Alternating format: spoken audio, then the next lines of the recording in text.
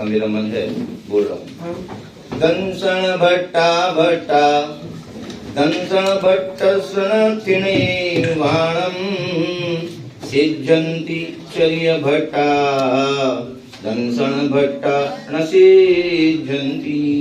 बहुत सुंदर, बहुत सुंदर।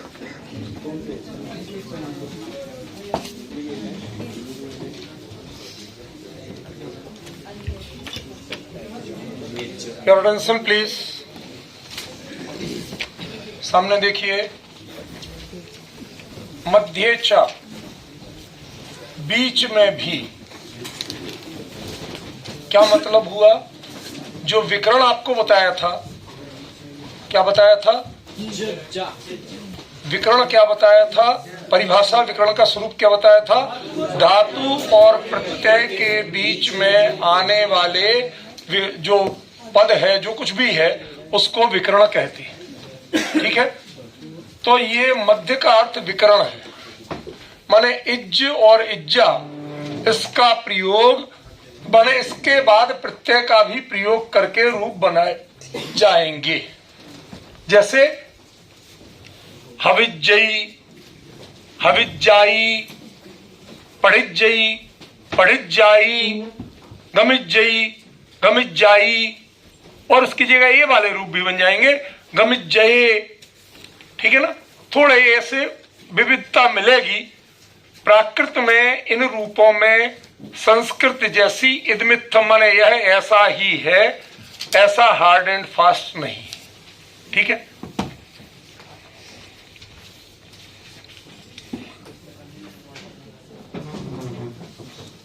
न अनेक अच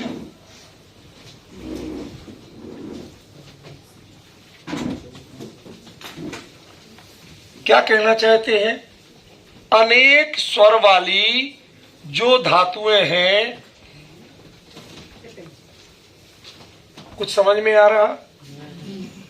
जिसमें एक से अधिक स्वर होते हैं। जैसे अब हो धातु है, ये एकाच धातु कहलाएगी। एकाच माने एक स्वर वाली। ऋतु जी आप उधर बात करेंगी, फिर यहां समझ में नहीं आएगी, फिर खड़े हाथ खड़े करके पूछती हैं आप।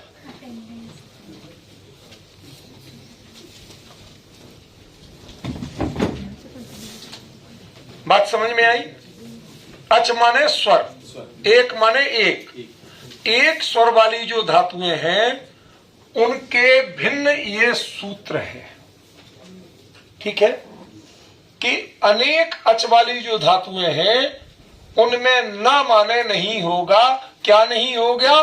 मध्य में इज्ज और इज्जा विकरण का प्रयोग नहीं होगा। एकदम सिंपल तरीका है। ठीक है, क्लियर हुआ? कि जब अनेक अच वाली धातुएं आएंगी, माने हो जैसी धातु आएगी, पा जैसी धातु आएगी, तो हो जाएगा। लेकिन जो अनेक अच वाली, जैसे हव है, पढ़ है, लिख है, वो धातुएं क्या है? एक से अधिक स्वर वाली धातुएं। ठीक है, तो उनमें बीच में ऐसा प्रयोग नहीं होगा, मतलब इज्ज और इज्जा का प्रयोग विकरण के रूप में नहीं होगा। शॉर्ट चीज क्लियर हुई?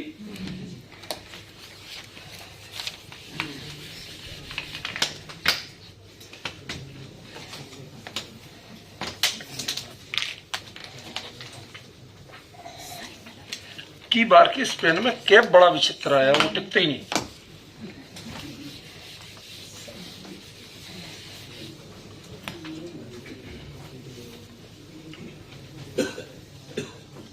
ईय भूते, ये आप लोगों की बातचीत की आवाज यदि बंद नहीं होगी ना, तो मैं क्लास कैंसिल कर दूंगा। अब डिसाइड कर लीजिए कि आपको बातचीत करनी है या पढ़ना है। 50 बार समझा चुका हूं, कुछ बात है तो लिख के आपस में कर लो, बहुत जरूरी है। तो आप लोग हमेशा पेशेंस की परीक्षा लेना चाहते हैं, थोड़ी सी गरिमा बनाए। ईय भूते, भूतकाल में धातु के साथ ईय प्रत्यय का आदेश होगा। जैसे भवीय, हवीय, पढ़ीय,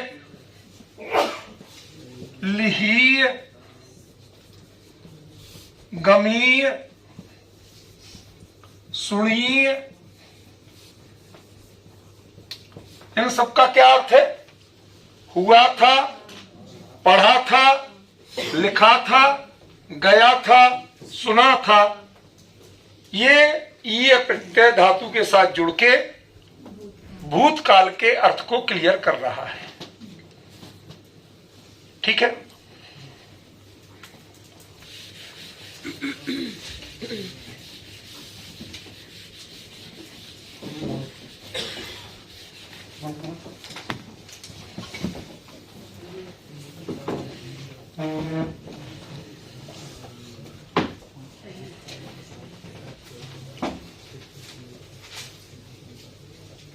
एकाचो ही,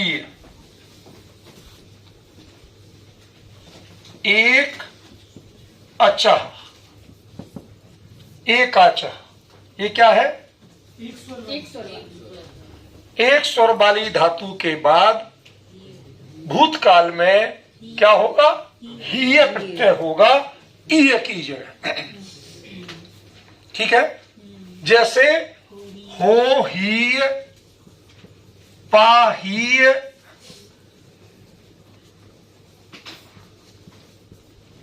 ठीक है। हो धातु, पा धातु पीने के अर्थ में, ठीक है ना। तो ऐसी जो धातुएं आएंगी एक स्वर वाली, उनमें ईय प्रत्यय की जगह क्या होगा? हीय प्रत्यय होगा। ठीक है।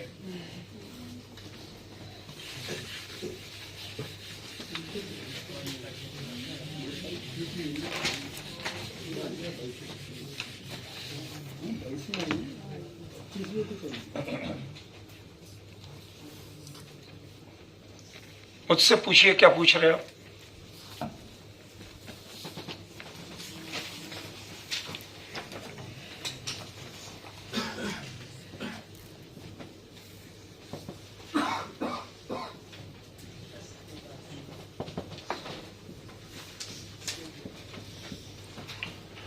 अब इसका अर्थ ये नहीं है कि अस्थि का आसी होता है, ये अर्थ नहीं है। वर्तमान कालार्थक जो अस या विद्यमानार्थक जो धातु है, अस धातु, उस धातु का भूतकाल में आसी रूप बनता है, विसर्ग नहीं है। ये तो सूत्र संस्कृत का है, इसलिए विसर्ग लगा है। ठीक है ना। क्लियर हुआ? वह विद्यमान था, सो आसी। मैं उस सभा में विद्यमान था, अहम आसी। सब में एक ही चल रहा। ठीक है। ये इसमें बताया गया।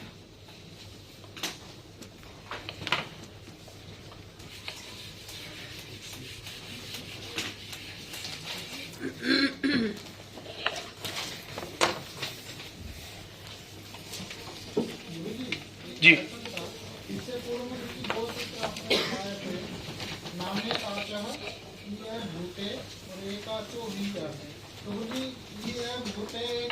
किस लकार में हम इसका लेंगे और बाद वाला जो सूत्र है एकाचो ही, ये किस लकार में होगा? क्योंकि यहाँ पर भूत सबसे इंगित किया गया है। तो आपको आपत्ति क्या है ये तो बताइए। आपत्ति यानी किसकी? 23 में भूते है तो 24 में उसको, क्योंकि मैम दो प्रयोग बनते हैं भूत में, तो अभवत बनता है, एक अभूत बनता है।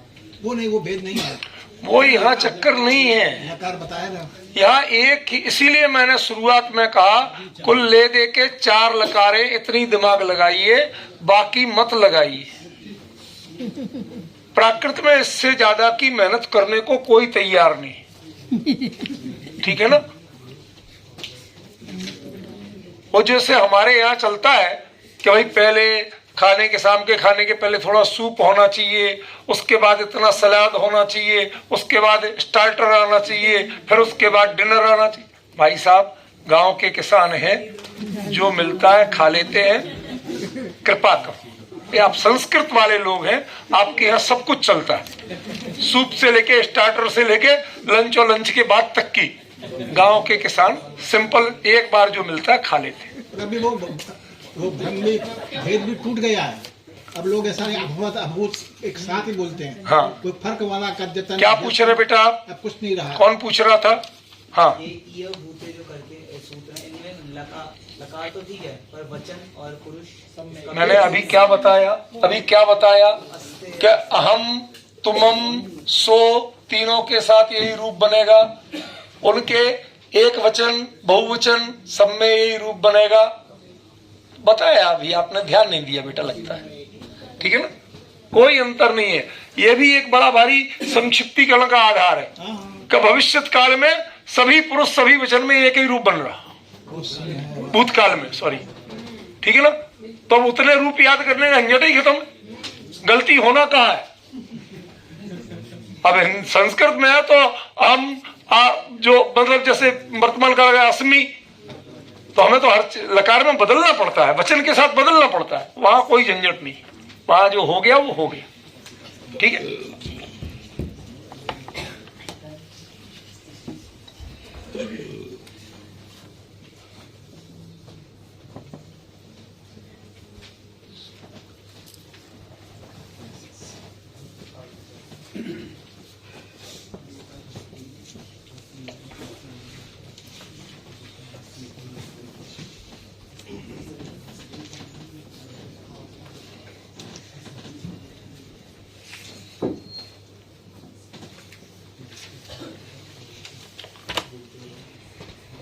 मान्यवर कौन अर्थ बताएगा? ये बहुत सरल सूत्र है। हाँ, संदेश।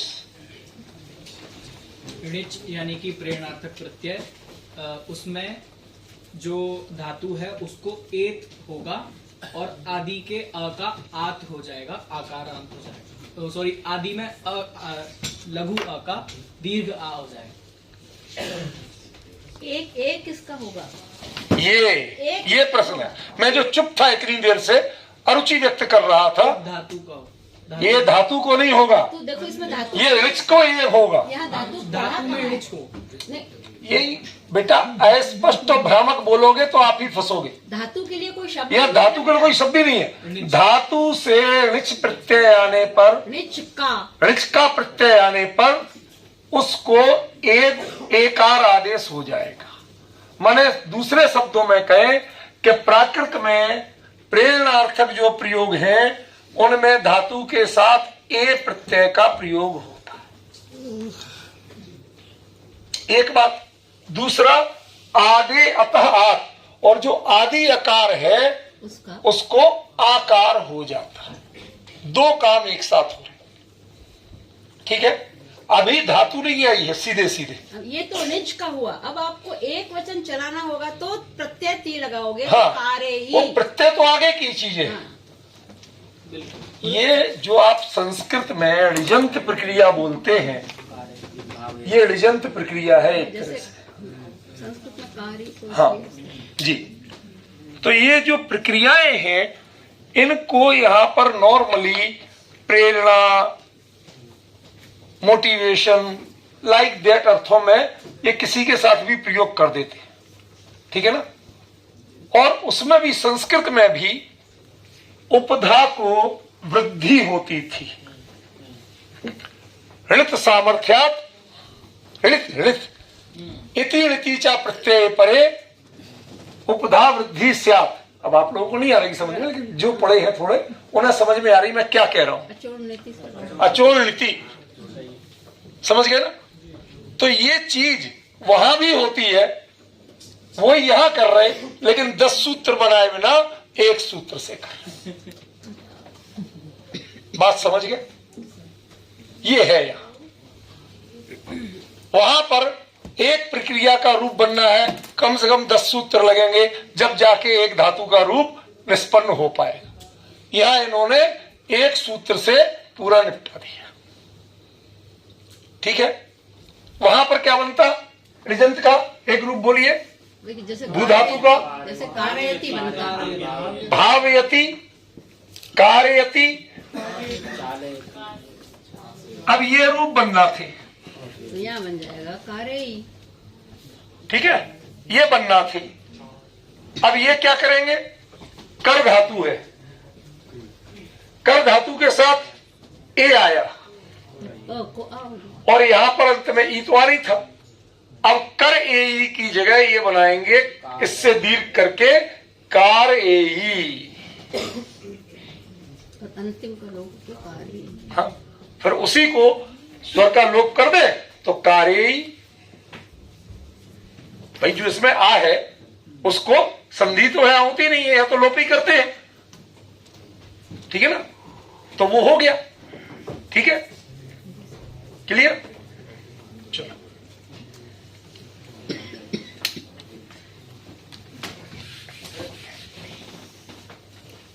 पूछो बेटा। धातु का पहला वर्ण अकार हो जिसमें, जैसे कर में, तो उसका आ होगा, और जिसमें ए या ऊ हो उसमें।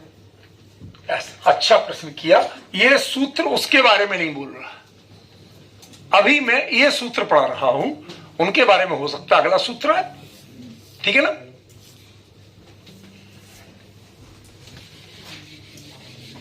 इस सूत्र से कुछ नहीं होगा उसके बारे में।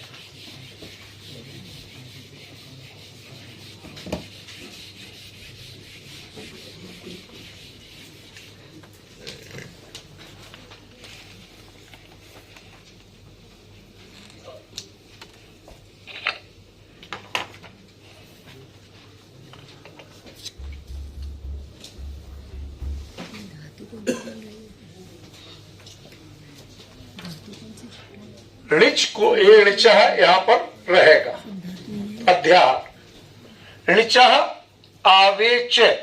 अभी ऋच को किया क्या था, ए किया था, एक या ए। ठीक है ना, अब क्या करेंगे, आवे। ठीक है, तो लेकिन उसमें दूसरा काम नहीं होगा, आ का आ नहीं होगा, तो क्या बनेगा, करावेई, पढ़ावेई, हसावेई। लेकिन ध्यान रखना, आकारांत और ओकारांत धातुओं के बारे में अभी सब मौन है। जो चल रहा है वो सामान्य अकारांत और आदि में आ स्वर का प्रयोग है, उन्हीं के लिए चल रहा है। उनका विधान किया ही नहीं है। ठीक है ना, नहीं किया होगा, उन्हें इष्ट ही नहीं होगा, उन बारे में बोलना ही नहीं है, तो बताया नहीं भाई। बड़ी है, बड़ी है। नहीं, छोटी ही होगी। वो लग गई थी गलती से बड़ी, इसलिए वो उन्होंने ध्यान दिलाया। निधि, जब इन जैसे लोग आपकी गलती निकाल दें तो समझ लीजिए कुछ हुआ है, कुछ तो हुआ है।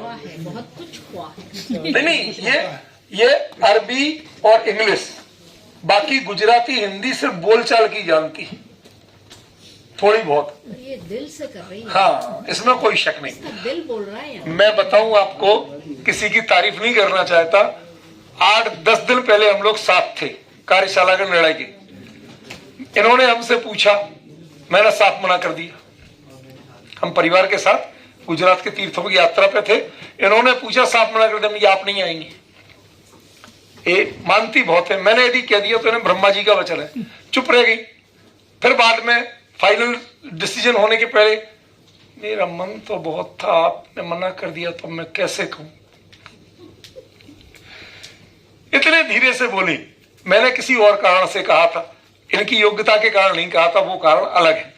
ठीक है ना, फिर मैंने कहा आपको यहीं रह के इन परिस्थितियों में करना पड़ेगा। इनके लिविंग स्टैंडर्ड जरा दूसरे टाइप का, कई परिस्थितियां दूसरे टाइप की, इतने सबके बीच में बैठना, इनको कुछ परेशानी नहीं। तो हमने कहा था ये पहले सोच लो, दिस इज योर रिस्पॉन्सिबिलिटी। इन्होंने कहा कुछ भी होगा मैं पढ़ूंगा, नहीं कि आ जाओ, समझे ना। तो उनको मैं जानता हूं अच्छी तरह, मेरी अपनी छोटी बहन है, पर मैं बहुत सीमित बातें करना चाहता हूं, ज्यादा नहीं। उन्होंने बताया इतना, इसका मतलब है उन्होंने कितने सिंसियरली पढ़ा है। जो बता रहे हैं कितने, रात को उससे प्रांजल से पूछो, उसकी हालत खराब कर देती है। ये बता, तू मुझे समझा, पहले बता, सर पूछेंगे तो मैं क्या कहूंगी।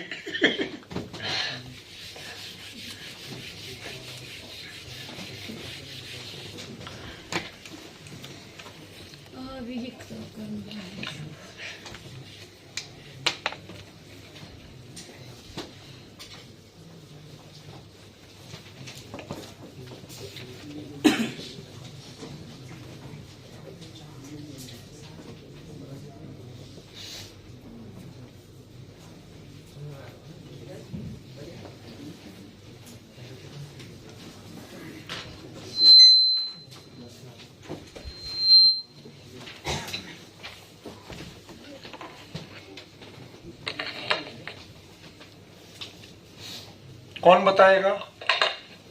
बोलिए गजेंद्र। कर्मवाच्य भाववाच्य के अर्थ में तापित्य के स्थान पर आदि होगा विकल्प से। और कोई संदेश? भाव और कर्म अर्थ में भूतकालिक कृदंतता प्रत्यय के स्थान पर भले आदमी भाव और कर्म अकेला हो तो बहुवचन आएगा, ये संस्कृत है, द्विवचन नहीं आ जाएगा? बोलिए। निजंत प्रत्यय का प्रयोग में ता, कर्म और भाव इन तीन अर्थ में पूरा क्लियर बोलो। कर्मवाच्य भूत कृदंतीय एकता प्रत्यय, मैं ये सुनने के लिए अटक रहा हूं। ये एकता जो है ये भूत कृदंती एकता प्रत्यय है। भूत कृदंती प्रत्यय, हाँ, कर्म, भाववाच्य और कर्मवाच्य इन तीनों अर्थों में हाँ निजंत ऋच के स्थान पर आदि का प्रयोग। आप समझ गए? समझ में आई बात? क्लियर हुई? आप कर्मवाच्य भाववाच्य कर्मवाच्य भाववाच्य कर रहे, वो नहीं है अमूल। ठीक है ना? तीन चीजें हैं, भूतकालिक एकता प्रत्यय भूत कृदंतीय, फिर कर्मवाच्य, फिर भाववाच्य। इन तीनों का प्रयोग जहां भी हो रहा हो और धातु के साथ ऋच प्रत्यय का प्रयोग करना हो तो ऋच की इस जगह पे आदि का प्रयोग करेंगे, लेकिन वाह विकल्प से, मतलब जो अभी पहले कर रहे थे वो भी होगा और ये भी होगा।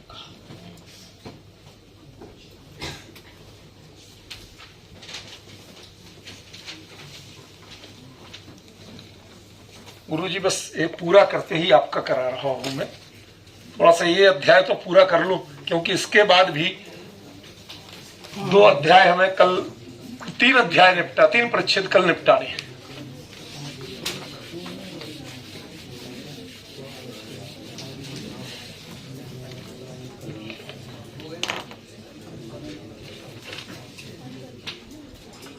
ना एद आवे,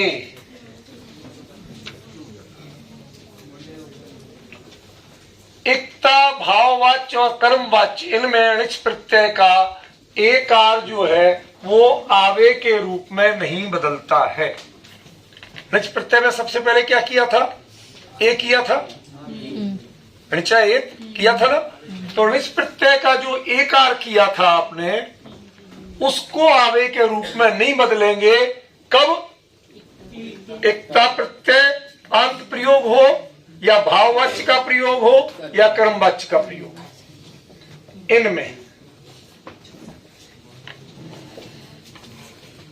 ठीक है? सुभाष जी क्लियर हुआ?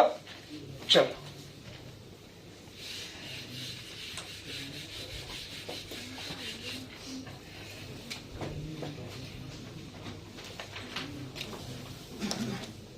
अतः आ मिपी वा, मिपी माने सप्तमी एक वचन, उत्तम पुरुष एक वचन का प्रत्यय।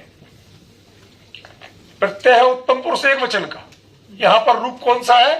सप्तमी एक वचन का, मतलब मिप परे रहते, यही अर्थ हुआ ना? अतः अकारांता धातु, जो धातु ह्रस्व आ अंत में है, जैसे पढ़ है, लिए है, गम है, सुन है, पेश है, ठीक है ना? उन धातुओं को आ आकार का प्रयोग अंत में हो जाएगा, आकार की जगह आकार का प्रयोग हो जाएगा। मिपी मिप परे रहती लिहामी,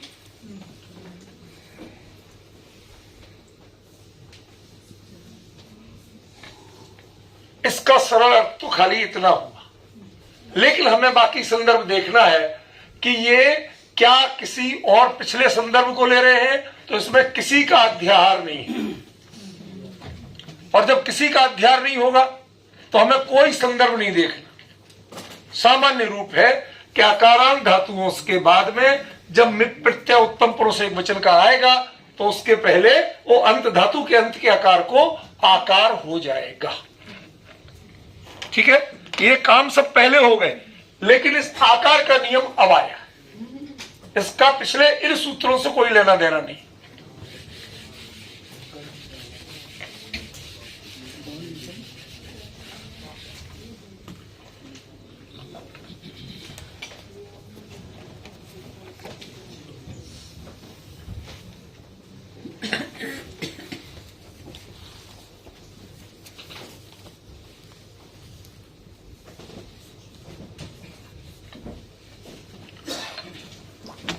जो अंत्य आकार को क्या हुआ था, अभी आकार दीर्घ हुआ था ना, ले वो एक वचन में हुआ था मिप, ठीक है ना। और जब वो ये मो मुंह आएगा तो उसमें माने उत्तम पुरुष बहुवचन में वह उसी को ए अंत आकार को एकार हो जाएगा। पढ़ेमो पढ़ेमू, पढ़ामू नहीं होगा, पढ़ामी तो होगा लेकिन पढ़ामू नहीं होगा, पढ़ेमू होगा। क्लियर हुआ अंतर पवन जी? समझ में आ रहा विजय जी? वो संधि संधि होके एक, ठीक है ना। उसका आकार लोप थोड़ी की, हर जगह लोप नहीं है। अब आचार्य ने जो किया उसके अनुसार आप अर्थ करो। एकार भी होता है, पढ़ीमू ये भी प्रयोग होते हैं, लिहिमू ये भी होता है, कहीं संधि होके कहे, कभी लोप होके हो जाता है, दोनों प्रयोग मिलते हैं।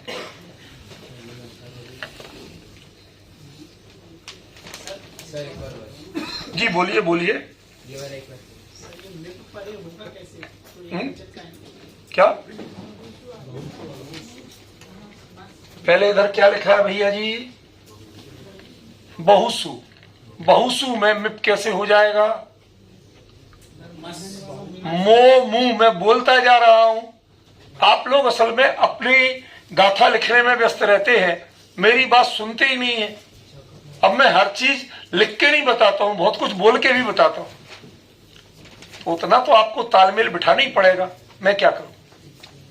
मैंने क्लियर बोला, मो मुंह उत्तम पुरुष बहुवचन के प्रत्यय आने पर पिछले रूप को एक्चुअली इन्होंने ई ही किया है। पढ़ीमू पढ़ीमो, हसीमू हसीमो, एक्चुअली यही किया है। लेकिन मैंने ऐसे प्रयोग भी देखे हैं जिनमें हसेमू हसेमो, पढ़ेमू पढ़ेमो भी मिले। हो सकता है उनमें कोई अंतर रहा हो, उनकी समीक्षा हम बाद में कर लेंगे, ठीक है। ये अंत्य आ को पिछली बार आ किया था, अब अंत्य आ को ई किया है, बस इतना ही अंतर किया।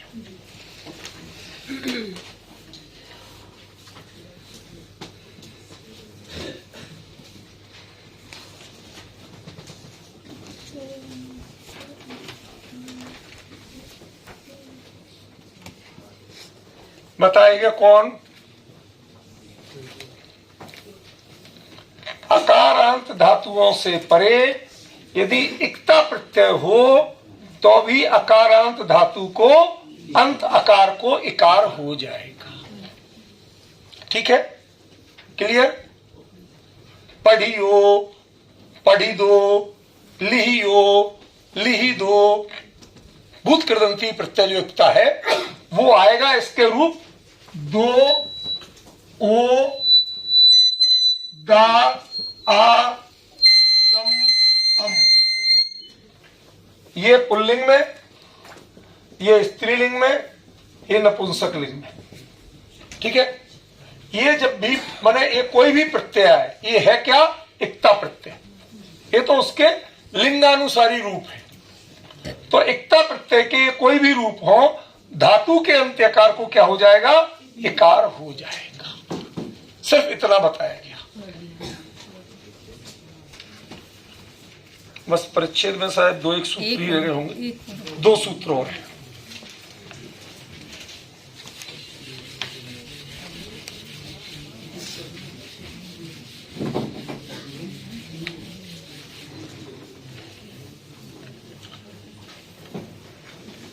ये चा इक्त्वा तुमुन तव्य भविष्यत्सु,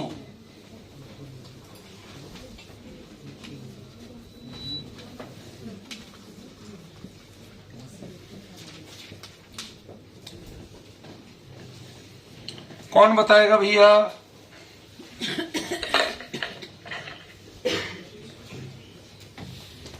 संदेश बेटा तू बता। वर्तमान संबंध कृदंत त्वा प्रत्यय और तुमुन प्रत्यय चाहिए। तुमुन प्रत्यय किस अर्थ में? विध्यर्थक तुमुन प्रत्यय गलत, हेत्वर्थक। सॉरी, हाँ, हेत्वर्थक तुमुन प्रत्यय, विध्यर्थक तव्य प्रत्यय, भविष्य और भविष्य कालिक जो जितने भी प्रत्यय हैं उनके परे रहते इसमें अध्याहार होगा। अकारांतात् धातु, अकारांत स्वर को, स्वर को नहीं, अकारांत धातु को, आ स्वर ही है, आ को ए हो जाएगा। समझ गए? बात समझ में आई? क्या बोला फिर से? अकारांत धातु के अंतिम अकार को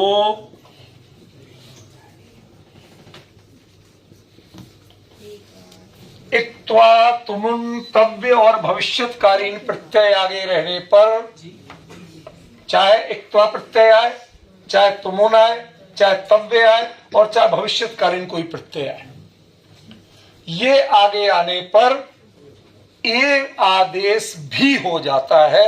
जो मैं अभी कह रहा था वही बात आ गई कि करई करेई दोनों रूप बनेंगे, वही है, कुछ नहीं। जो करेमी करेमू मैं बोल रहा था ना, वही बात आ गई। इनडायरेक्टली यहां पर संदर्भ भिन्न है। इसमें इक्त्वा प्रत्यय करेता क्या बनेगा? करेता। क्या हो गई? कुछ अंतर है? नहीं तो अरे मैं ऐसा है, ता भी तो होता है, ऊण भी होगा, दोनों हाँ ठीक है, भाभी ठीक है ना? करे ऊण भी होगा, उसका निषेध कब हुआ? कुंद कुंदाचार्य देव ने संबंध कृदंत के इक्त्वा प्रत्यय के अर्थ में 5 प्रत्ययों का प्रयोग किया, एक का नहीं किया। इसलिए फिलहाल हमने ऐसा कहा। करे तुम का क्या हो जाता है? या दुम। तो करे दुम, लिहे दुम, पढ़े दुम, या तुम की जगह कर दो। इसमें तब पढ़े दव्वम, लिहे दव्वम, करे दव्वम, ठीक है, दव्वो कर दो। पुल्लिंग में दव्वो, स्त्रीलिंग में दव्वा, नपुंसकलिंग में दव्वम। ये प्रयोग। और भविष्यत काल में ही ई, करे ही ई, पढ़े ही ई, लिहे ही ई। क्लियर हो गया? चीजें क्लियर हो रही ना? जो लिखा है वो समझ में आ रहा है? अब मैं एग्जाम्पल सारे लिख नहीं रहा हूं, बोल के बता रहा हूं, ठीक है? समझ में, उसमें बुक पे छपे हैं, ठीक है? लास्ट सूत्र फिर गुरुजी बोलेंगे।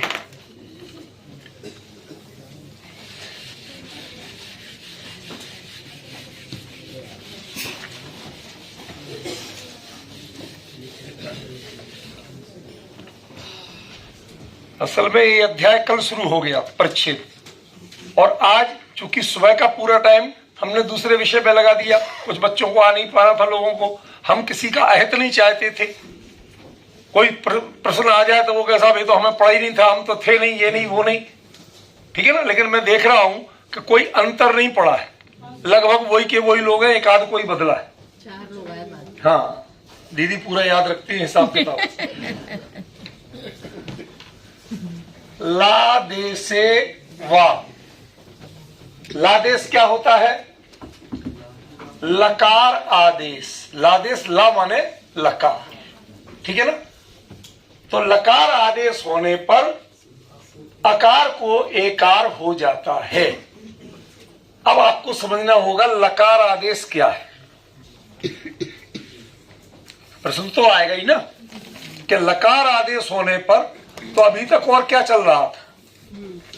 देखो, इक्ता प्रत्यय, तव्य प्रत्यय,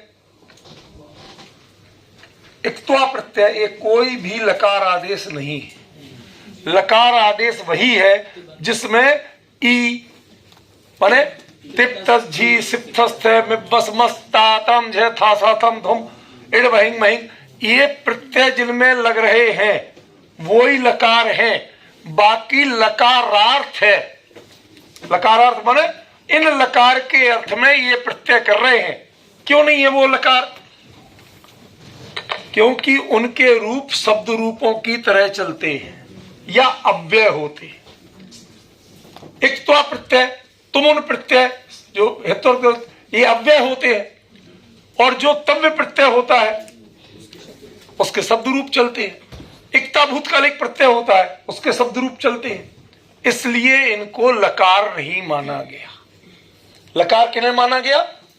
जिनमें क्रिया रूपों के प्रत्यय होते हैं वे ही लकार हैं। लकार हम समझते हैं कि क्रियावाची, पर ऐसा नहीं है। ये क्रिया रूपों के प्रत्ययवाची है असल में लकार। जी बात ख्याल में पड़ी कि नहीं पड़ी? क्रिया रूपों के प्रत्यय प्रयोग करोगे तभी वो लकार कहलाएगा। शब्द रूपों के प्रत्यय प्रयोग करोगे, अव्यय करोगे तो लकार नहीं कहलाएगा। ठीक है। तो ला देशा माने जब आप लकार जैसे रूप प्रयोग करोगे, क्रिया रूपों के प्रत्यय प्रयोग करोगे, तो भी आ और ए अंत आकार को विकल्प से एकार आदेश मिलेगा। सिर्फ इतना कहा आचार्य ने और कुछ नहीं कहा। ठीक है, यह परिच्छेद पूरा हुआ। 1 मिनट में आपको अगले की भूमिका बता दूं सारी जो चलेंगे। अब अगले में सिर्फ धात्वादेश है। इस धातु को, ये धातु हो बने प्राकृत में ऐसा रूप होगा, वो अपेक्षाकृत काफी सरल है। ठीक है। अष्टम परिच्छेद सबसे लंबा है, लेकिन लंबा होते हुए 71 सूत्र है, लेकिन 71 सूत्र होते हुए भी ये आपको हम एक पीरियड में, एक सत्र में आराम से समझा देंगे। इसके बाद में मागधी प्राकृत का आपके बीच में चल ही चुका है। पैसाची प्राकृत और सौरसेनी प्राकृत, इन दोनों का एक सत्र में पूरा हो जाएगा। मतलब टेक्निकली हम कल लंच के पहले कोशिश रहेगी कि हम इसको पूरा कर दें। झटपट नहीं करेंगे, लगेगा तो तीसरा सत्र भी लग जाएगा। कोशिश रहेगी, मेरे हिसाब से इतना ही है। ठीक है। हड़बड़ी लगेगी, आपको प्रेशर लगेगा तो हम तीसरा सत्र भी करेंगे, लेकिन यह तय है कि कल शाम का चौथा सत्र खाली है। पर खाली नहीं है, उसमें पेपर के हिसाब से मैं यहां प्रश्न लिखूंगा और आपको उत्तर देके अभ्यास करना है। फिर उम्मीद हो जाएगी कि हम पास हो जाएंगे। पेपर का कोई प्रश्न नहीं आएगा, ये तय है, लेकिन पैटर्न आ जाए, पैटर्न आ जाए, समझ गए ना? उतना आपको हो जाएगा।